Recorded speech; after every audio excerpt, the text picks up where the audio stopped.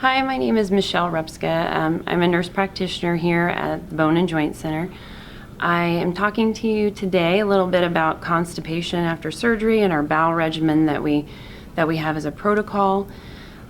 Usually after a total hip or total knee replacement, a common complaint can be constipation. We encourage you to drink plenty of fluids, eat a healthy diet including protein, vegetables, and fruit. A big contributor to the complaint of constipation after total joint replacement is actually taking the narcotic pain medication. We usually do prescribe you a stool softener to take twice a day while you're taking the narcotic pain medication.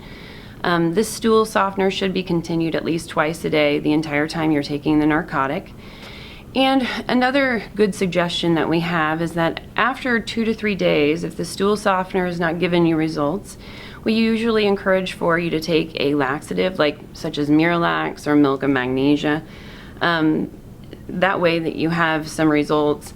If there still are concerns after taking a laxative and you're taking the stool softeners, we really suggest that you contact us here at Bone and Joint so that way we can come up with an additional plan as far as what we want you to do next.